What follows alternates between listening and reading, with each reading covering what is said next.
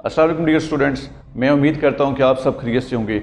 आज का जो हमारा टॉपिक है, इस टॉपिक के लिए हमें सबसे ज़्यादा जो है ये कमेंट में आया और उसके अलावा मैसेज में ये बहुत ज़्यादा सवाल आया कि सर हमें स्टेजेस ऑफ सिविल सूट के मतलब बताएं।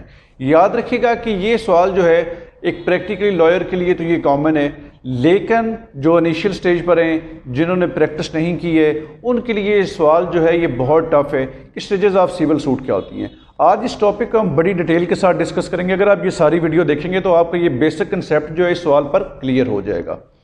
लेकिन टॉपिक पर जाने से पहले मेरा यूट्यूब चैनल अफरा सियाब माहौल एडवोकेट ज़रूर सब्सक्राइब करें और बेल आइकन को प्रेस करें, क्योंकि मैं आपको पहले कह चुका हूँ कि हम उर्दू, इंग्लिश, इसके अलावा लॉ और जो बाकी जितना नॉलेज है, जनरल नॉलेज से रिलेटेड चीज़ें हैं, वो हम सारी की सारी आपसे डिस्कस करेंगे। हम उन पर लेक्चर देंगे। यूजुअली हम 7 से 10 लेक्चर दे रहे हैं। तो अगर आप ये रोज़ाना वीडियो देखते हैं तो आप देखिएगा कि 2 से 3 माह के अंदर आप जो है आपकी माशाल्लाह लॉ पे ग्रिप हासिल हो जाएगी। तो आज का जो हमारा टॉपिक है वो है स्टेजेस ऑफ सिविल सूट। अब सबसे पहले हम ये देखेंगे, आप साथ साथ नोट करते जाइएगा, मैं आपको लिखवाता जाता हूँ और आपको जहाँ पर ना समझ आए आप कमेंट बॉक्स में लिखें, मैं उसका रिप्लाई भी करूँगा। तो आइए चलते हैं टॉपिक की तरफ कि सिविल सूट। सिविल सूट की डेफिनेशन जो है मैं अपने प्रीवियस लेक्चर में देख चुका हूँ, वो आप देखेंगे तो आपको मिल जाएगी कि सिविल सूट की डेफिनेशन क्या होती है। सबसे पहले हम चलते हैं कि एसेंशियल ऑफ सिविल सूट क्या होता है। सबसे पहले हम देखेंगे, ये समझ लें कि ये हमारी स्टेज 1 है। आज हम स्टेजेस के हिसाब से चलेंगे। स्टेज 1 के अंदर ये साथ नोट करते जाइएगा कि एसेंशियल ऑफ सिविल सूट क्या होंगे।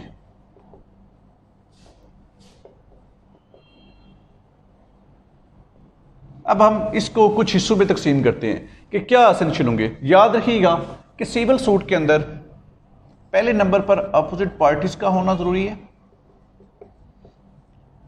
अब सूट फाइल कौन करता है? सूट याद रखिएगा हमेशा प्लेंटिफ फाइल करता है और दूसरी पार्टी कौन सी होती है? वो होता है डिफेंडेंट।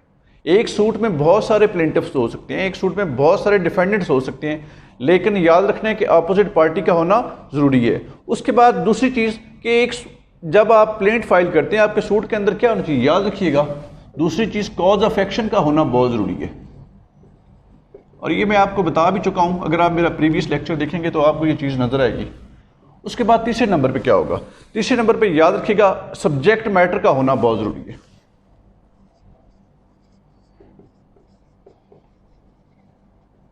अब ये मैं आपको एसेंशियल बता रहा हूं।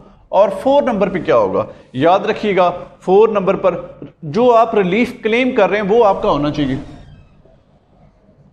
Relief claim. अब ये 4 चीजें हमारी हो गई जी। ये हमारी स्टेज 1 थी कि 4 चीजें एक सिविल सूट के अंदर होनी चाहिए। कौन कौन सी? अपोजिट पार्टी होनी चाहिए, कॉज ऑफ एक्शन होना चाहिए, सब्जेक्ट मैटर होना चाहिए, रिलीफ क्लेम्ड होना चाहिए। ये हमारी होगी जी स्टेज 1। अब इसमें बहुत सारी स्टेजेस आएंगी, आप ये नोट करते जाएं और इस लेक्चर को बहुत ध्यान से सुनिएगा, क्योंकि ये आपके जो बेसिक कंसेप्ट्स हैं सिविल लॉ से रिलेटेड ये सारे के सारे क्लियर हो जाएंगे। उसके बाद हम चलते हैं जी नेक्स्ट स्टेज पे। जो हमारे पास दूसरी स्टेज है वो कौन सी है? ये मैं साथ साथ मिटा रहा हूं, आप नोट करते जाइएगा। स्टेज 2 हमारे पास क्या आएगी? स्टेज 2 जो हमारे पास है वो है इंस्टीट्यूशन ऑफ सूट।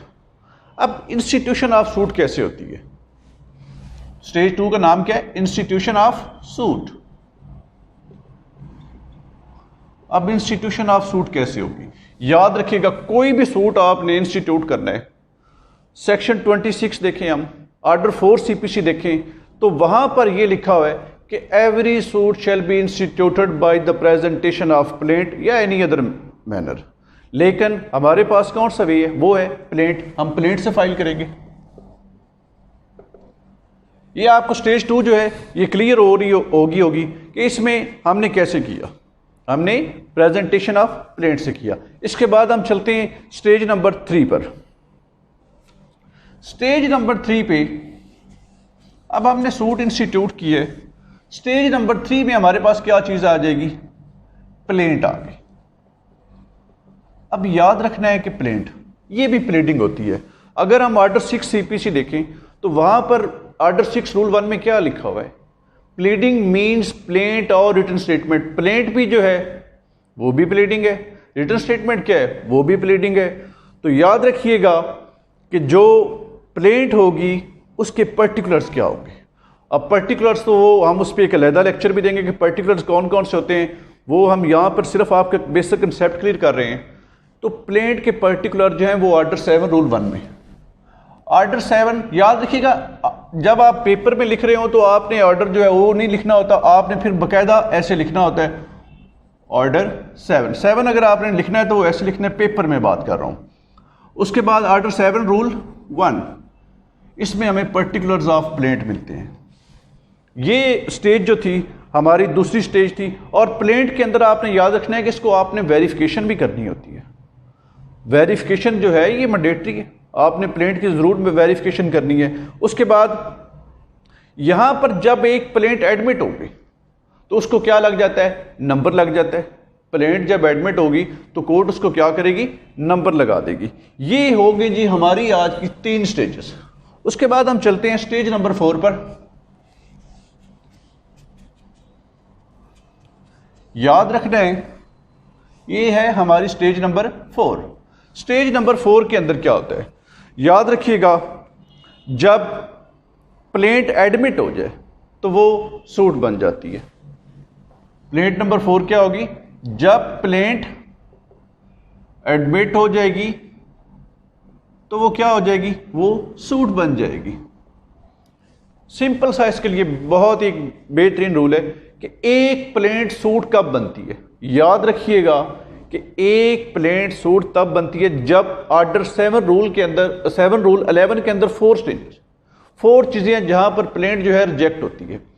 अगर उन चारों से प्लेंट क्रॉस कर जाए तो याद रखिएगा कि प्लेंट जो होती है वो सूट बन जाती है। ये आपको कंसेप्ट क्लियर हो गया होगा कि जब चारों स्टेजेस जिसमें काज ऑफ एक्शन है, ठीक है, यहां से शुरू करते हैं 4 उसकी जो स्टेजेस हैं, उस पर भी हमारा लेक्चर जो बहुत जल्द आ जाएगा। तो जब वो चारों चीजें आ जाएंगी, बार्ड बाई ला है, पेपर इंसफिशिएंट स्टैंप है, तो याद रखिएगा कि फिर क्या होगा, फिर प्लेंट जो है वो कहां चली जाएगी, सूट की हद में दाखिल हो जाएगी। अब हमारे पास ये टोटल कितनी स्टेजेस होगी, यहां पर हमारे पास स्टेजेस होगी जी 4। उसके बाद नेक्स्ट क्या होगा, अब नेक्स्ट हमारे पास आ रही है स्टेज 5। स्टेज 5 क्या है, अब स्टेज 5 के अंदर याद रखिएगा सम्मन होंगे। अब सम्मन जो है मोड ऑफ सर्विस के लिखे हुए हैं आर्डर 5 के अंदर। आर्डर 5 सीपीसी देखें, 3 मोड होते हैं बेसिकली। कौन कौन से, पर्सनल सर्विस होती है, फिक्सेशन होती है और सब्स्टिट्यूटेड सर्विस होती है। ये 3 सर्विस है। और याद रखिएगा इसमें जो आर्डर 5 रूल 20 है ये अक्सर पेपर में आया भी है सब्स्टिट्यूटेड सर्विस का। और ये जो आर्डर है बहुत इंपॉर्टेंट है, प्रैक्टिकली भी बहुत अहम है। इसको भी हम, इस पर भी हम इंशाल्लाह लेक्चर देंगे, क्योंकि मैं आपको बता चुका हूं कि हम कोई लेक्चर जो है वो स्किप नहीं करने वाले, हम एक एक टॉपिक डिस्कस करेंगे।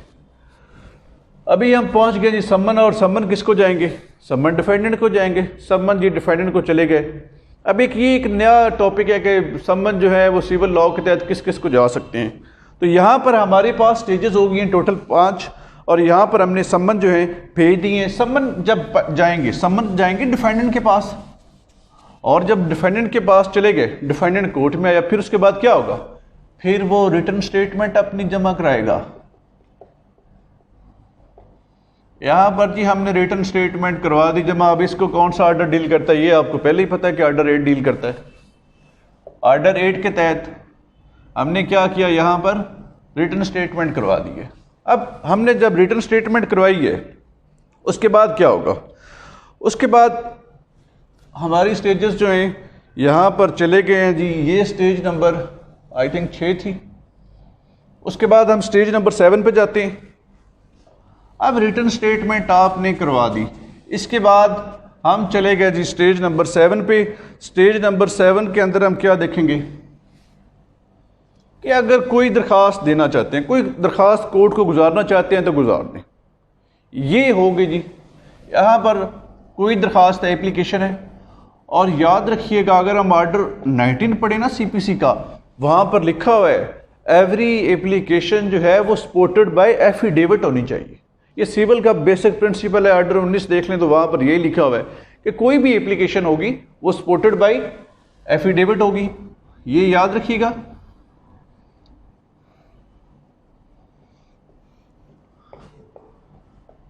एफिडेविट। अब आते हैं जी हम अपनी नेक्स्ट स्टेज पे। नेक्स्ट स्टेज जो हमारे पास है, इसके बाद कोर्ट क्या करती है, एग्जामिन करती है। उसके लिए आप ऑर्डर 10 देख लीजिएगा। ये स्टेज हमारे पास आ गई जी। इसमें कोर्ट जो है ऑर्डर 10 के तहत 8 नंबर स्टेज है। इसमें कोर्ट क्या करती है, पार्टीज को एग्जामिन करती है। लेकिन हम इस स्टेज को नाम देने वाले हैं discoveries and interrogatories. Discovery and interrogatories. अब इसमें सपोज किया आपकी प्लेंट या रिटन स्टेटमेंट जो है वो एम्बिगुअस है, उसकी समझ नहीं आ रही है, तो कोई सवाल पार्टीज देती हैं कि इनके जवाब दिए जाएं। फिर ये कोर्ट जो है सुनती है। और ये हमारी थी जी स्टेज नंबर 8, जिसमें हमने देखा डिस्कवरी एंड इंटेरोगेटरीज की ये स्टेज आती है। उसके बाद हमारे पास नेक्स्ट स्टेज आती है स्टेज नंबर, ये अगर साथ में स्किप करना भूल गया हूँ लेकिन तरतीब यही होगी, ये स्टेज नंबर 9 थी। उसके बाद हम चलते हैं जी स्टेज नंबर 10 पे।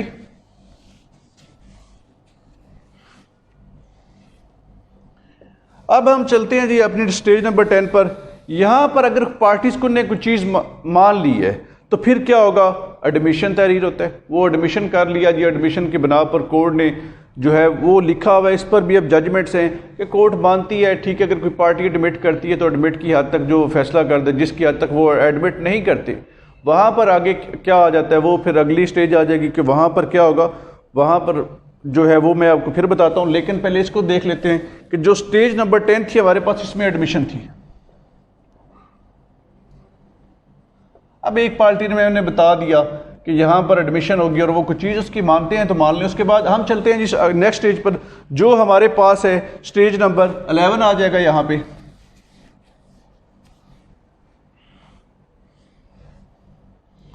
स्टेज नंबर 11 के अंदर यहाँ पर कोर्ट क्या करती है, दस्तावेजात जो होती हैं वो कोर्ट वसूल करती है। उसके बाद किसी डॉक्यूमेंट को जो है वो अम्पाउंड करना हो तो कोर्ट अम्पाउंड कर देती है। ये आप यहां पर लिखें दस्तावेजात की ये स्टेज है। हम पढ़ रहे थे जी दस्तावेजात के साथ हमने डॉक्यूमेंट्स क्या करने हैं। डॉक्यूमेंट्स आपने अगले जो हमने कोर्ट जो है वो डॉक्यूमेंट्स को अम्पाउंड करेगी। अब ये हमारे पास टोटल 11 स्टेजेस हो चुकी हैं। इसके बाद नेक्स्ट क्या होगा, नेक्स्ट जो है ये आगे बहुत जो है प्रैक्टिकली चीज़ आ जाती है, वो आती है जी स्टेज नंबर 12। अब स्टेज नंबर 12 के अंदर क्या आता है, याद रखिएगा यहां पर कोर्ट क्या करती है, इश्यूज फ्रेम करती है। इश्यूज फ्रेम याद रखिएगा ये किस ऑर्डर के तहत करती है, ऑर्डर 14 के तहत जो है आपके इश्यूज फ्रेम हो जाते हैं। अब पॉइंट्स ऑफ कंट्रोवर्सी होती है पार्टीज के दरमियान, कुछ बहुत सारे पॉइंट्स होते हैं कि कोई चीज़ देनी है या नहीं देनी है। लिमिटेशन का आ गया, कोर्ट फी का आ गया। यहाँ पर जो है वो कोर्ट लिख देती है कि ओपीडी है या ओपीपी है, ओनस पर बंदी ऑन प्लेंटिफ है या ओनस पर बंदी ऑन डिफेंडेंट है, ये किस पे है। तो याद रखिएगा यहाँ पर आपके इश्यूज फ्रेम हो जाते हैं। इश्यूज फ्रेम होने के बाद हमारे पास नेक्स्ट स्टेज जो आती है वो आती है जी फिर इस स्टेज के बाद स्टेज नंबर 13 आती है। अब स्टेज 13 में क्या होता है, यहां पर आपने पढ़ा होगा ऑर्डर 16 सीपीसी। वहां पे क्या होता है ऑर्डर 16 के अंदर, वहां पर बेसिकली फरिश्त गवाहान देनी होती है आपने, फरिश्त गवाहान। अब ये याद रखिएगा इश्यूज फ्रेम होने के बाद 7 दिन के अंदर अंदर आपने वो लिस्ट कोर्ट को मुहैया करनी होती है।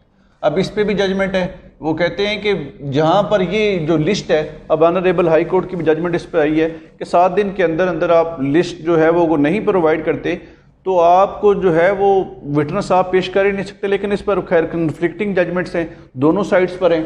तो हम चलते हैं अपने टॉपिक को लेके आगे कि ये थी हमारे पास स्टेज नंबर 13। इसके बाद स्टेज नंबर 14 आती है।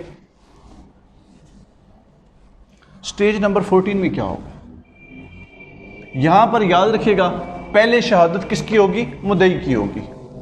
पहले शहादत मुद्दई की होगी और उस पर फिर जीरा करेगा डिफेंडेंट, ये जीरा की स्टेज होगी। उसके बाद यहां पर जब जीरा हो जाएगी तो याद रखिएगा ये हमारी स्टेज थी स्टेज नंबर 14 और इसमें ज़ुबानी शहादत भी होगी और दस्तावेजी शहादत भी होगी। उसके बाद हमारे पास नेक्स्ट स्टेज आती है आज की हमारी 14 स्टेज हो गई है। उसके बाद 15 नंबर स्टेज पे आते हैं हम।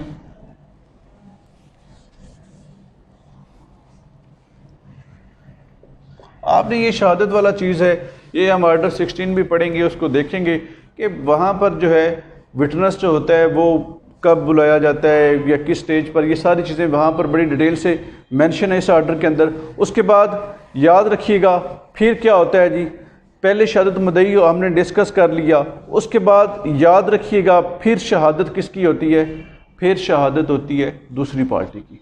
दूसरी पार्टी कौन सी होगी, डिफेंडेंट साइड। अब डिफेंडेंट साइड पर फिर क्या होगा, जीरा होगा, ठीक है। 15 ये हो गया हमारे पास। फिर हम चलते हैं नेक्स्ट स्टेज पे, 16 पे। 16 में क्या होगा, फिर तरदीदी शहादत जो है वो कलम बंद की जाएगी। यहाँ पे 16 स्टेज के अंदर तरदीदी शहादत जो है ये कलम बंद की जाएगी, रिबटल भी कहते हैं आप इसे। और ये कौन करता है, याद रखिएगा जब डिफेंडेंट की शहादत होती है तो उसके बाद ये मुद्दई करता है। और उसके बाद नेक्स्ट स्टेज हमारे पास कौन सी आती है, फिर याद रखिएगा अब हम जाने लगे एंड पे जाने लगे। अब फिर आती है हमारे पास स्टेज 17। स्टेज 17 में क्या होगा, फिर कोर्ट बुला लेती है पार्टीज को कि भाई आ जाओ अब फाइनल आर्गूमेंट्स करो।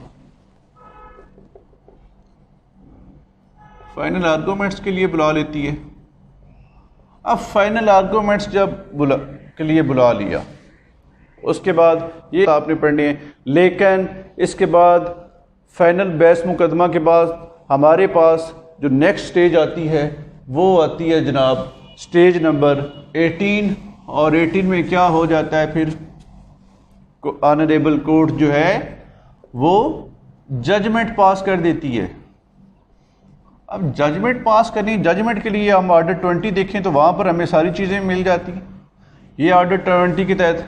अब जब जजमेंट पास कर दी है तो जजमेंट की रोशनी में याद रखिएगा नेक्स्ट जो स्टेज 19 आती है।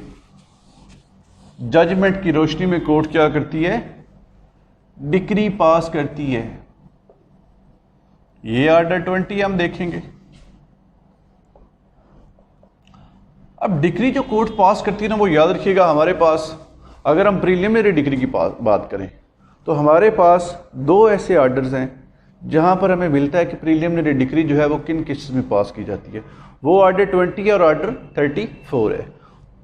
उसके बाद फिर हमारे पास क्या होगा, फिर डिक्री जब पास होगी, अब स्टेज ये कौन सी थी, स्टेज नंबर ये आई थिंक 19 थी। उसके बाद स्टेज नंबर आती है हमारे पास 20। स्टेज 20 में क्या होता है, उसके बाद याद रखिएगा अगला मरहला जो होता है वो एग्जीक्यूशन का होता है।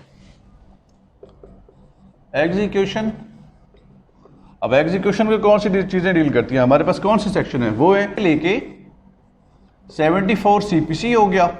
उसके बाद ऑर्डर 21, ऑर्डर 21 CPC ये किस चीज़ को डील करता है, ये एग्जीक्यूशन को डील करता है। एग्जीक्यूशन के डिफरेंट मोड्स हैं, किस चीज़ के लिए क्या एग्जीक्यूट होगा। अगर एग्जीक्यूशन के मोड आपने देखने हैं तो वो आपको सेक्शन 51 बड़ी डिटेल्स के साथ बताता है। सेक्शन 151 जो है वो CPC का। तो ये था आज का हमारा लेक्चर जिसमें हमने आपको स्टेजेस ऑफ सिविल सूट बताई। लेकिन आप इनको लिख लीजिएगा, इन पर फोकस कीजिएगा। जहाँ पे आपको कोई प्रॉब्लम हो, जहाँ पे आपका कोई क्वेश्चन हो, आप कमेंट बॉक्स में पुट कर सकते हैं। लेकिन याद रखिएगा, अगर आपको देखें यार, मैं आपको पहले कई दफ़ा कह चुका हूँ, कोई आपका लेक्चर है, कोई आपका सवाल है, आप मुझसे कमेंट बॉक्स में पूछें। समटाइम्स मैं लेट हो जाता हूँ, वो रूटीन बिजी होती है, लेकिन मैं आपका कमेंट जो है उसका ज़रूर आंसर करूँगा। और इसके अलावा ये याद रखिएगा कि जब भी आप कमेंट करते हैं तो वहाँ पर जो है हमेशा आपने अपना सवाल लिख देना होता है कि ये सवाल सर इस पर हमें लेक्चर दे दें, तो अगले दिन आपको लेक्चर आ जाएगा या 2-3 दिन बाद। तो ये था आज का हमारा लेक्चर। इंशाल्लाह नेक्स्ट किसी और लेक्चर में कुछ और चीज़ डिस्कस करेंगे। तो मुझे अपनी दुआओं में याद रखिएगा। शुक्रिया।